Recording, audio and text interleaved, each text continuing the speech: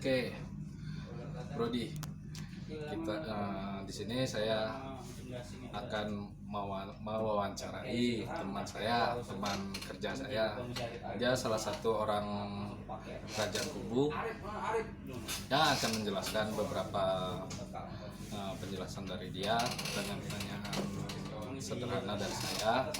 Ya paling enggak ngobrol santai aja lah sama dia. Namanya Sarip Adil, orangnya ada samping saya kebetulan. Ya mari kita.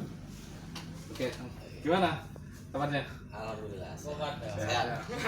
Bang, sini nih mau nyantai-nyantai pertanyaan tentang kerajaan Kubu nih bang, ngobrol-ngobrol santai.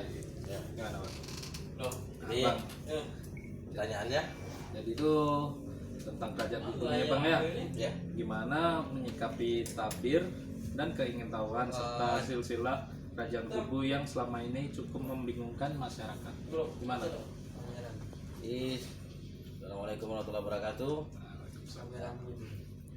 Jadi saya mendapat sebuah pertanyaan ini dari teman dekat juga, sekaligus teman kerja atau rekan kerja saya. Nah, alhamdulillah beliau malam ini bertanya masalah tentang seputar kerajaan Kubu, nah itu silsilah serta tabir-tabir yang agak sedikit membingungkan masyarakat. Jadi sebetulnya kerajaan Kubu itu, saya perjelas masyarakat itu tidak bingung, bahwa sejarah pun telah membuktikan kerajaan Kubu dipimpin oleh 9 orang seorang raja, 1 sampai ke 9. Jadi itu jadi patokan utama. Bagaimana sudah dijelaskan semuanya. Dan kemudian berdasarkan silsilah siapa itu yang bisa menduduki secara garis lurus tahtanya. Nah, jadi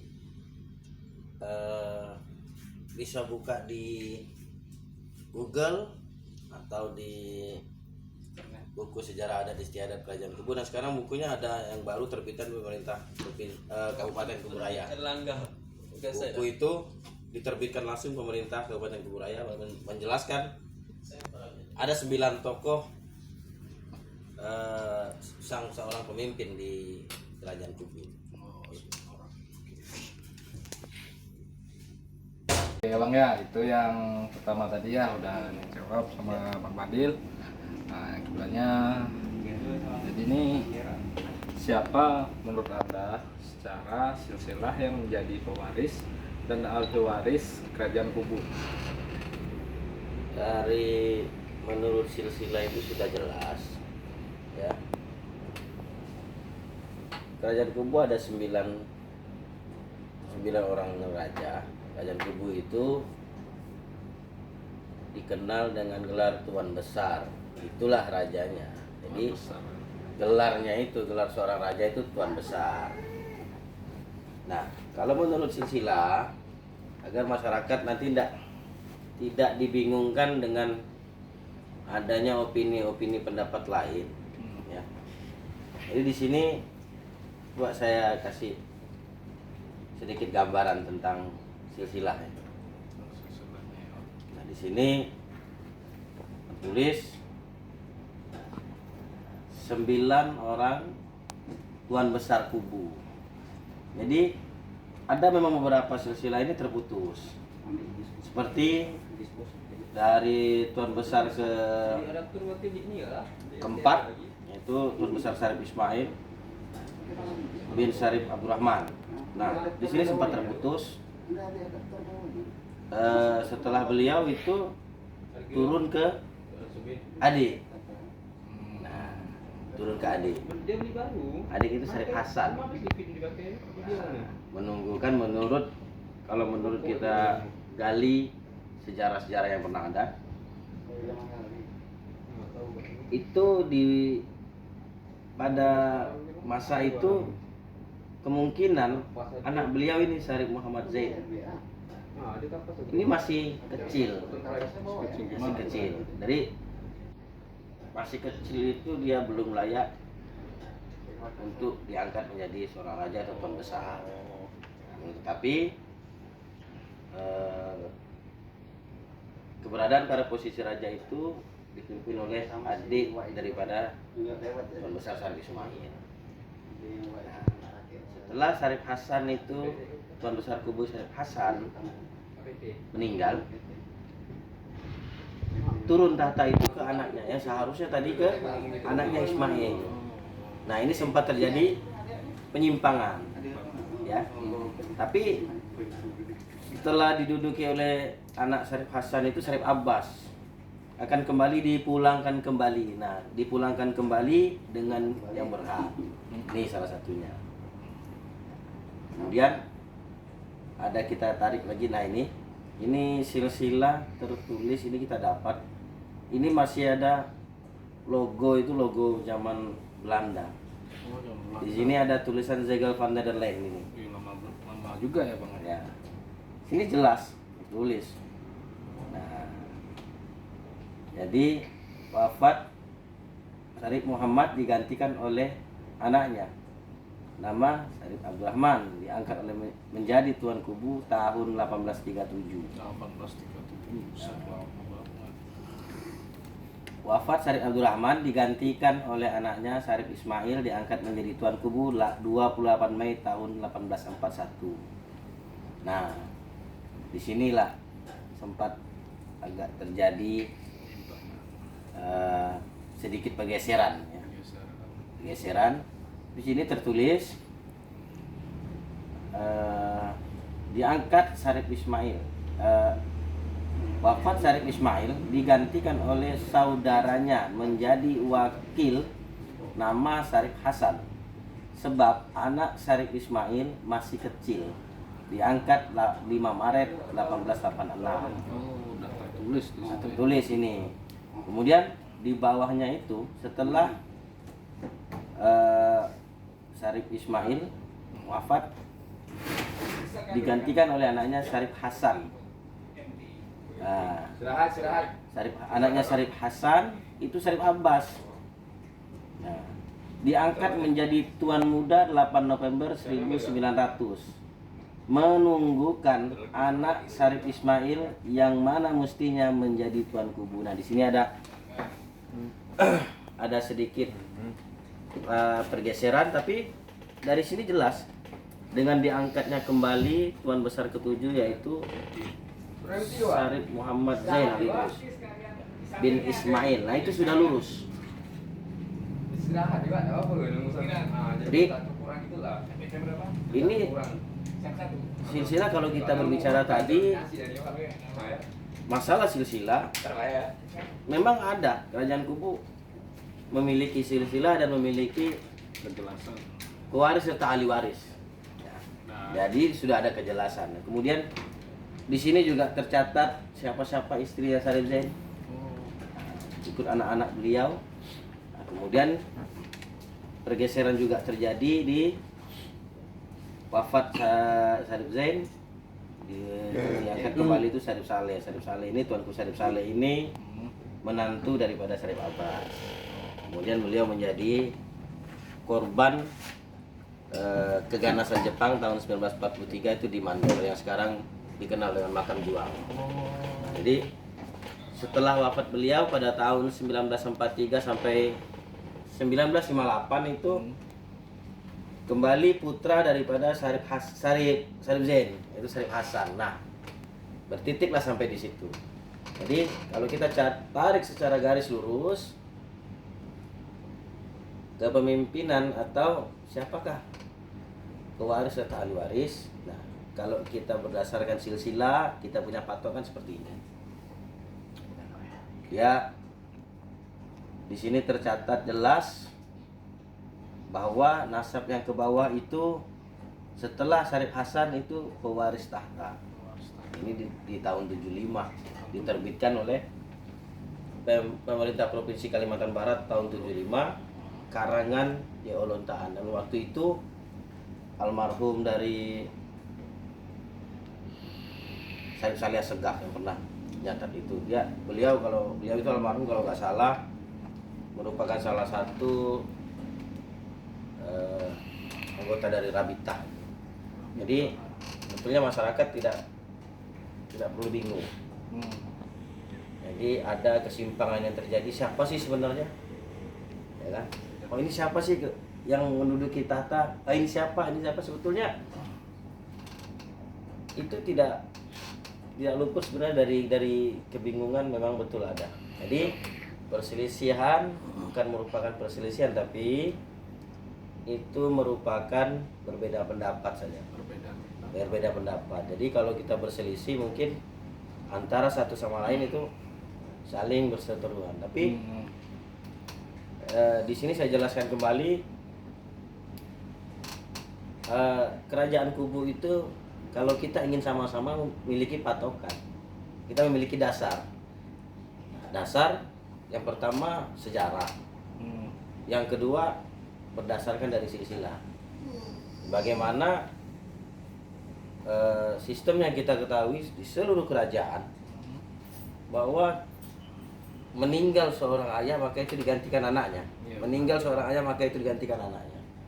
Nah, mungkin ini jadi bahan kami nanti ke depan, bagaimana kami ini bisa meluruskan yang selurus-lurusnya. Nantinya juga sebagai bekal kami itu ke depan agar masyarakat ini tidak dibingungkan. Jadi kalau saat ini masih ada bilang mengaku inilah rajanya, inilah rajanya. Jadi sini saya perjelas, itu kita hanya berbeda pendapat. Tapi dan saya yakin seluruh keluarga besar Ali Idrus itu tahu. Jadi sudah tahu, dan ini kami coba bagaimana untuk menyatukan ini. Jadi tegak kembali kerajaan kubu ini bisa berdiri layaknya seperti dulu, memiliki kekuasaan, memiliki pemerintahan, dan itu adalah satu-satunya hasanah budaya yang memang harus kita angkat. Jadi kita angkat marwahnya, ya kan? Apa sih yang bisa mewarisi daripada kerajaan kubu itu tersendiri? Ya, baik berupa budaya ataupun berupa sebuah kebangkitan sejarah, bahwa kerajaan kubu itu memang pernah ada, dan kerajaan itu bukan kerajaan kecil. Kita sudah pelajari kerajaan itu kerajaan besar. Dari lingkup kekuasaan saja dia memiliki kekuasaan itu yang sangat banyak. Jadi sempat memang dibingungkan masyarakat yang ada. Jadi di video bincang-bincang kita ini, di sini saya pertegas bahwa agar masyarakat tidak dibingungkan dengan adanya, ya itu merupakan keluarga saya sendiri. Saya berpikir positif, ya. Mungkin beliau-beliau ini merasa bangga atau merasa senang, wah sedikit sudah mulai terangkat ini. Mulai bergerak. Mulai terangkat kerajaan kubu yang dulu tenggelam, hilang. Nah, kita coba angkat kembali. Namun kalaupun ada yang harus dibenahi, mungkin itu kita akan benahi internnya di dalam. Karena memang yang menjadi perbedaan pendapat ini bukan orang lain, tapi tetap masih dalam kerabat keluarga itu sendiri. Dan saya juga meminta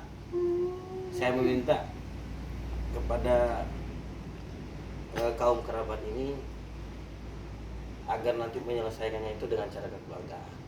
Jadi, dan saya juga memohon maaf dalam video ini jika memang ya ada orang lain yang dari tanda kutip yang bukan merupakan keturunan, saya mohon agar jangan terlalu dalam mencampur.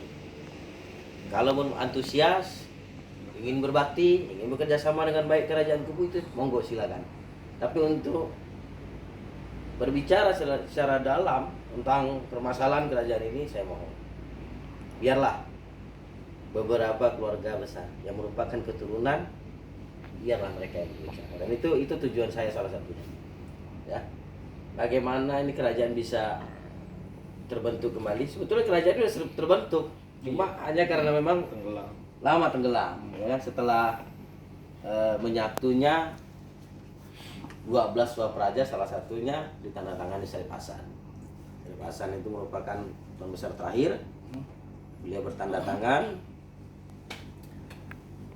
menggabungkan diri ke NKRI yang dipimpin dari 12 Subastur itu. Z Bastur itu dipimpin Sultan Hamid dengan daerah istimewa Kalimantan Barat. Itu tercatat di dalam sejarah, tercatat, itu jelas fakta itu.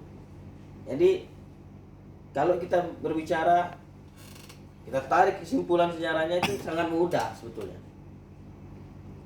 Cukup kita lihat aja siapa yang menjadi pewaris atau ahli waris itu. Karena kita belum punya dasar. Kemudian dari dasar silsilah, dasar sejarah. Sebetulnya udah ada ya, sebetulnya memang tidak ada masalah. Siapa yang berani menentang sejarah itu? Iya, benar. Jadi kita semua mengakui, tidak ada satu yang tidak mengakui. 9 orang kepemimpinan itu tetap diakui. Bahkan tercatat sejarahnya di dunia, bukan hanya di Indonesia, bukan hanya di dunia juga. Iya. Silakan cek di Google. Google secara gampang itu Google itu ada. Iya, jadi secara gampang, apalagi secara mendetail kita semua punya. Bahkan saya sudah melakukan pembuktian di tahun sempat waktu itu ada pertemuan di tahun 2008 itu, saya ingat saya hadir. Saya masih kuliah waktu itu. Hadir tahun 2008 itu di Wisma Nusantara. Dibentuklah tim perumus. Memang benar menyatakan 9 orang tuan besar. Ada poinnya itu saya masih simpan, kutipannya itu masih saya simpan. Kemudian tim perumus itu yang bertanda tangan. Siapa yang berhak menduduki tahta? Dan yang pertama itu isinya memang kerajaan Kubu itu pernah ada sampai 9. Yang kedua, kalau nggak salah saya masih ada poin-poinnya itu, bahwa memang kerajaan Kubu berakhir di Tuan Besar Syarif Hasan bin Syarif Zainal. Jadi untuk mendapatkan waris atau wali waris yaitu keturunan daripada Syarif Hasan bin Syarif Zainal. Udah selesai itu, sebetulnya nggak ada masalah. Yang jelas kan semuanya udah ada. Udah ada. Jadi di sini juga saya bisa memberitahukan ke masyarakat. Jadi Jelas ada bukti. kerajaan Kubu udah jelas kok. Apalagi yang mau dibicarakan.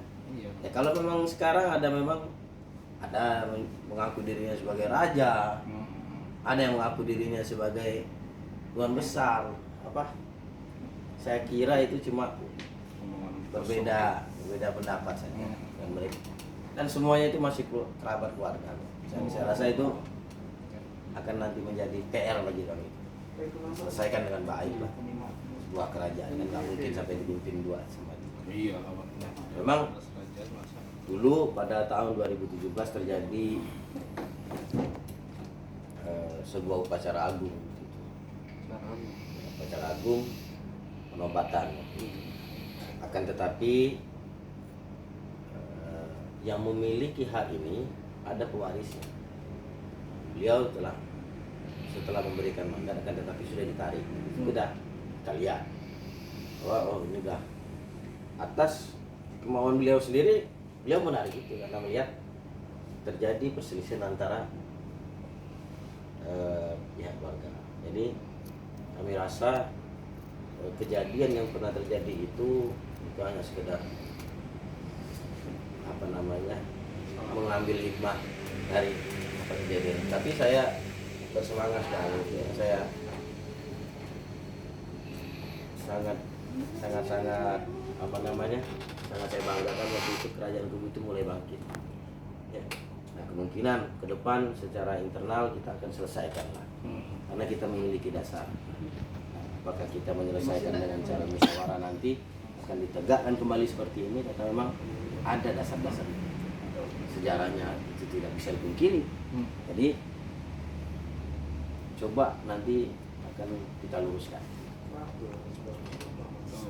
Cukup. Dari pertanyaan saya yang kedua ya. Udah jelas ya? Ya cukup panjang lebar lah. Panjang lah ya kan. Kemungkinan pemirsa bisa menggaris besarkan lah bagaimana penjelasan dari Bang Fadil yang merupakan keluarga kerajaan Kubu ya. Terus yang ketiga nih bang, pertanyaan ketiga yang terakhir deh. Ya, Ini gimana pendapat? kita musyawarah, ya kan? Demi tujuan ini tadi untuk mengangkat kembali marwah. Jadi bukan hanya untuk mejeng. Jadi